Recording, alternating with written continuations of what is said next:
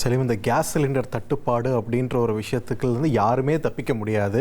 நீங்கள், நான், மக்கள், அரசியல் தலைவர்கள் முதற்கொண்டு எல்லாருமே பாதிக்கப்பட்டிருக்காங்க. இந்த நிலையில் மின் அடுப்பு பயன்பாடுன்றதும் அதிகரிச்சிருக்கிறத நம்மளால் பார்க்க முடியுது.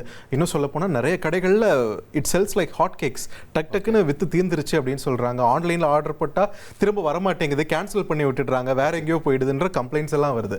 ஸோ இந்த மின் அடுப்பு பயன்பாடு அதிகரிப்பால் டீ கடைகள் மற்றும் ஹோட்டல்களுக்கு வரக்கூடிய கூடுதல் மின் கட்டணம் இருக்கு இல்லைங்களா, அதுக்கு யூனிட்டுக்கு ₹2 மானியம் வழங்கப்படும்னு தமிழக அரசு தரப்புல இருந்து சொல்லியிருக்காங்க.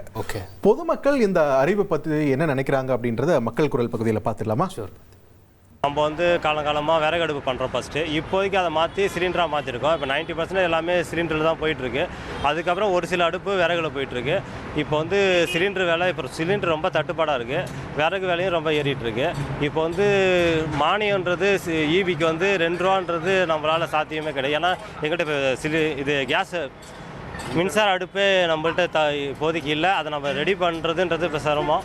அதனால் சிலிண்டர் நம்ம கிடைச்சா ஓகே, சிலிண்டர் கிடைச்சா ஓகே.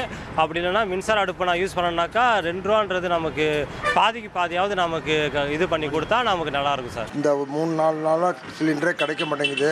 இப்போ திடீர்னு தமிழக முதலமைச்சர் ஒரு அறிவிப்பு விட்டார், மின்சார அடுப்பு யூஸ் பண்ணால் ₹2 மானியம் தார அப்படின்னு சொல்லியிருக்காங்க. இது எங்களுக்கு இன்னும் கொஞ்சம் நல்லதாக இருக்குது, நல்ல வாழ்வாதாரமாக வரும், எங்கள் பொழப்பும் நல்லா நடக்கும். ஃபஸ்ட்டு நாங்கள் கரண்ட்டில் தான் இருந்தோம், இப்போ சிலிண்டர் வரல. கரண்ட் பில் அதிகமாக சொல்லிட்டு இப்போ சிலிண்டர் மாதிரினா இப்போ சிலிண்டர் ரேட் அதிகமாகிடுச்சு. இப்போ ரெண்டுமே அதிகமாக நாங்கள் என்ன பண்ணாலும் தெரியாமல் இருக்கும். எங்களுக்கு இப்போ சிலிண்டர் பிரச்சனை ரொம்ப ஹெவியாக இருக்குது. இப்போ இந்த 2 நாள் கடை நடத்தணுங்கிறதே ரொம்ப கஷ்டம்தான். இப்போ ப்ரைவேட்டில் சிலிண்டர் வாங்கினா ஒரு சிலிண்டர் 3000 வாங்குறாங்க. அந்த 3000 சிலிண்டர் நான் எடுத்து இப்போ அதை யூஸ் பண்ணாக்கா நான் நார்மலாக ஒரு ப்ரைஸ் வச்சு இந்த சாப்பாடு இதெல்லாம் விற்க முடியாது. இன்றைக்குள்ள அந்த மானியம் 2 யூனிட்டுக்கு அந்த இது கொடுக்குறாங்கன்னா எனக்கு ஒரு நல்ல ஒரு விஷயந்தான். அது ஆனால் அது நடைமுறைக்கு வரணும், வந்தால் நல்லது. அதை நான் கண்டிப்பாக வரவேற்கிறேன். மக்கள் குரல் பகுதியில் பல்வேறு பகுதி மக்களும் தெரிவித்த கருத்துக்களை நாம பார்த்தோம். இனி செல்லும் இடமெல்லாம் செய்தி. தந்தை டிவியின் வாட்ஸ்அப் சேனலை ஃபாலோ பண்ணினா செல்ல இருக்கும் இடமெல்லாம் செய்தி. இதோ QR கோட் இப்பவே ஸ்கேன் பண்ணுங்க, ஃபாலோ பண்ணுங்க.